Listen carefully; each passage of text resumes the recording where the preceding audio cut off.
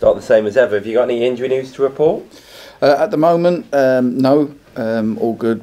Kane Emmons had to have just a little bit of a fluid just drained from his knee, but that was only because we know we've got a busy schedule coming up, and we knew that it would be a big bonus for us. So he missed the first couple of days, but he's trained today and he's fine. So we're all good. Okay, let's have a look. Let's start with Crewe. What do you expect from them on Saturday? It's obviously a club that they've not got a lot to play for. Is that going to be easier for you or harder? I don't agree with any of that. Our league's one of the most dignified leagues out there. You know, teams go hard. I remember years ago at Wimbledon fighting down the bottom, and the teams that come when we was winning a game and would pole people forward and they had nothing to play for, but you'd have thought it was a cup final. And I'm sure it'll be the same. You know, another team looking to react. I know they were disappointed last week, similar to Northampton, and they'll look to react. And I'm sure the manager will get it. And their form at home is top six, and away from home it's not so great. So we go there in a place where they fancy themselves and they're good, and they have been all season. It's been a funny week, hasn't it? Because on Saturday you were outside the relegation zone at one point with a minute to go, and by where we are now, you're 2 points adrift. I mean, the emotions of the ups and downs must be very hard to take in. It is, but like I say, I talk from a bit of experience from my time at Wimbledon, and I've said all along when people talked about these emotions that you know, there will be twists and turns, you know, and if you look at it from the Exeter game where we was out, and then, you know, Macclesfield equalised, we concede, and so on and so forth, and then last minute the other night Macclesfield, Exeter have their goalie sent off on Saturday, we have our goalie sent off, you know, all these things that play a part in wins and points, and you can get wrapped up in it all, or you can just say, no, we've got to keep focusing. You know, what does Macclesfield winning do? It just, maybe it makes the points total that any team needs to get to stay up a bit higher. So we've just got to keep focused on that. I suppose maybe 2 months ago, around that sort of time, you were struggling to put a string of results together, but that's happening at the moment, at the crucial point in the season. How important is that? Of course, it's, you know, you focus on the performances. I think we've up till now, touch wood, we've been, you know, a lot defensively. We've been solid. You know, we had a bit of a wake up call in like I say, I refer back to that Cheltenham game, and since then the performances have been very, very good. You know, and I say the boys, there's a lot of things we had to do when we arrived, and I feel now we're fit, strong. We've got good characters, and I feel like we can finish these 5 games strong. Is it going to be enough? Are we going to get enough points? You know, who knows? You need a bit of luck and that along the way. But we can only worry about ourselves and our performance levels. Do you and the team talk about the potential of relegation much, or is it something that's not addressed? Do you just talk about each game? What I'm kind of get at is, do you talk about what could mean and what could happen? Can't think about it. I mean, even when I talk to people about next season, I say we'll worry about that May the 4th, because you know, you can have a plan for this and a plan for that and whatnot, and who knows who will be here, me, the staff, who knows. So you just go, okay, next game, what we got to do, you know, what they going to play, what shape, how are we going to play, what we're going to do about it. You know, you're just fighting for that result and then move on to the next, and May the 4th, if we keep that focus and we keep it for 5 games and we get where we need to go, we'll take a deep breath and then we'll start planning.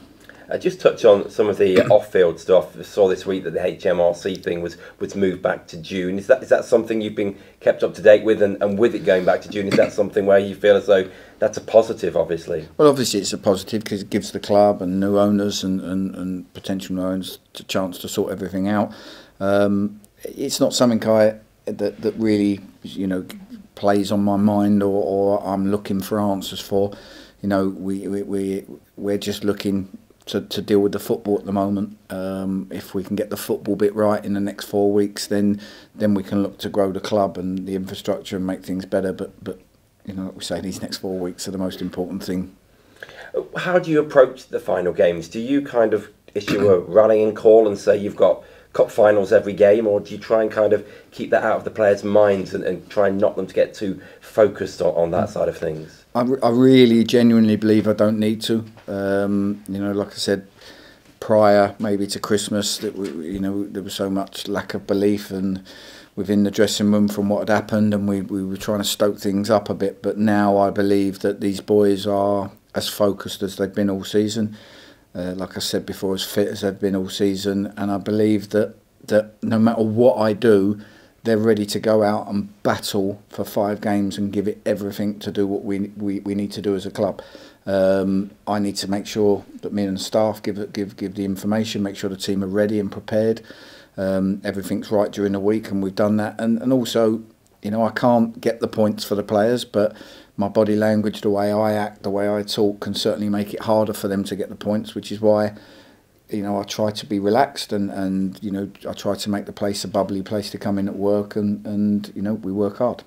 Super, that's enough for me. Thank you. Any update on Elliot Hewitt at all? He went for a scan, didn't he? Yeah, it's good news. You know, the injury is repairing itself, so which is, you know, was always the best option. So that limits the time he'll be out. It's still something that will sort of creep into the summer, but for Elliot, it's great news that he hasn't got to go under the knife any time that you don't have to. It's good. So we're really happy, and so's he. Yeah, happy for him. Hampshire miss. Will it be not happy? I mean, I know he's been out since February. Yeah, he's been out for a little while, but you know, having Elliot would have given us loads of different options. You know, Toots has come back in and done great. We've moved Mitch into midfield, but you know, with Vaughan's very unlucky not to be in the team. He trains superbly. He's up there. He's one of the most intelligent players I've seen, and unfortunately, we've got 3 midfielders playing well as well. So we've got good options, and having Elliot there would have given us even more. With the running and the games coming thick and fast, but it's not to be, and we hope that he does all he needs to get himself back fit. That must be really good for you though, having those options in spite. Of course, you mentioned David Vaughan. Yeah, absolutely. He's you know, it was a tough call to leave him out. You know, I just after a certain game, I think we played Port Vale at home, and I felt the need to push Mitch into midfield, and Toots had done well at right back, so it was a tough one for him to miss out. But he's a fantastic professional, and I'm sure he'll play a part in the running. Yeah. How confident are you in Ross Fitzsimon's ability to step up as well? He's spoken about how he's ready to do that. You know, yeah, absolutely. There's not a doubt there. It was a touch and go. You know, Scully come in and done well. Ross was pushing Scully, and you know, there's a couple of times I was looking at the pair of them going, okay, you know, if Scully slips up, then Ross will get his chance, and. You know, I think Scully's done really well up until obviously getting sent off. Ross has taken his chance, so you know, we'll see where we go from there. It's a nice problem for a manager to have, you know, who to select, and you know, it hasn't been that way for a lot of the season, but certainly lately it has been. Yeah, I was wondering how it feels, kind of with it being out of your hands almost, your fate now after the midweek. Does that thinking or not? Not really. You know, like I said before, the only date that really matters is May the 4th, and. Where we are at that point, that's when it's finalised. So, you know, every time we've managed to just inch our way out of that zone, whether it's during a game, within seconds we're back in it, or you know, within 2 days we're back in it, and you know, we've not been able to get our noses out of there and stay out there. But like I say, May the 4th's the date, and you know, I don't mind being in it all the way up until May the 3rd. And being out of it on May the 4th, that's all that matters. How big a feat would it be for you in your managerial career if you were to yeah, huge. The first season at Wimbledon was incredibly tough, and probably more so because I'd never managed in the league.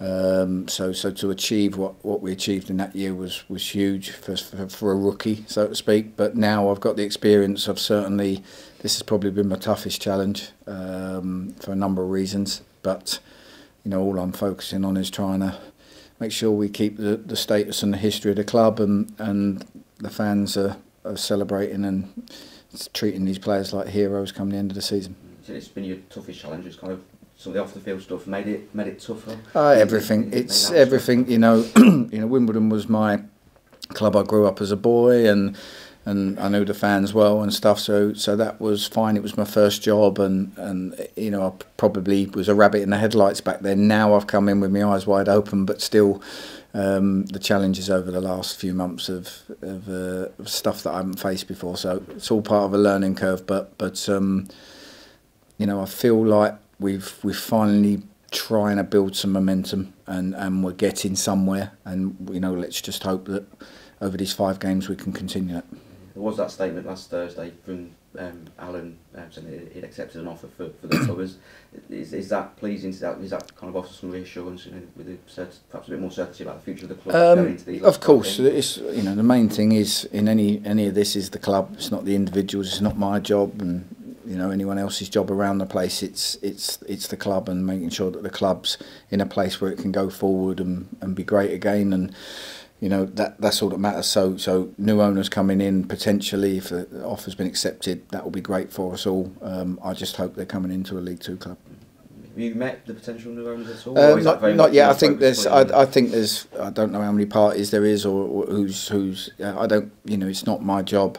I've got enough on my plate, making sure we're prepared for 5 more games. I don't really want to take my eye off the ball on the football, and worry about that when someone wants to shake my hand and say I'm in charge. Thank you very much. Yeah, Gaffer, there's not been many times this season where we're going to a club who we've already beaten. What sort of confidence have the players taken from that? Don't know, to be honest with you, because it's a different set of players. So many of them wouldn't have played in that first game. The ones who did, maybe they do. But like I said before, I think Crewe's home record is top 6. Their away record's bottom 4. So, we're going into their den in a place where they're very confident and they're very good. And the results over the seasons tells you they're very effective at home. So anyone who thinks we're going in and it's a game we can win, it's a really, really tough game that we're going to have to play exceptionally well to get anything from. What kind of tests do you expect you to provide for us? Well, they're a very good footballing team, and I know David talked about they didn't pass the ball as well as he wanted last week. I'm sure they'll try and get that game going at home. And our next 2 challenges with both Crewe and MK are going to be really good footballing teams that will make the pitch big and stretch us and cause us problems. And like I say, if we're not good without the ball and we haven't got structure to the way we play, we'll get opened up and we'll be defending for our lives. So, we've got to make sure we go in with a fantastic attitude towards that. We've trained well all week, so fingers crossed we can perform how we have been. Are they the kind of side you feel we match up well against, rather than like the bigger physical team who poses more issues? Well, the bigger physical teams have caused us problems in the past, but I think we've matched that a little bit with Northampton and Stevenage. I think we've shown we've learnt and we can cope. We have done okay against footballing teams, certainly in the last couple of months, but that's not to say that if Crewe come out and bring their A game, they're going to be very tough to stop, because they've walloped a few teams at home, and we've got to make sure that we're not one of them. You mentioned last week how our away form, with the fans getting down there and sort of making a day of it, that sort of thing, it's had a good effect on the team. We're expecting to take another big following. We're looking at around 1,000, hopefully, come with us to Crewe. What sort of difference can they make? Oh, it's huge. I can go back to my time at Wimbledon when we had London derbies, and Wimbledon took 800, 1,300 to away venues, and it makes a huge difference with them pouring in behind you.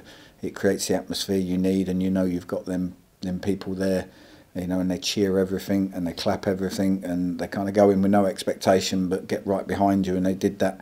They've done that over the last few months, and hopefully if they do turn up in them numbers, then that's brilliant, and we'll do our very best to feed off of them and give them something to cheer about.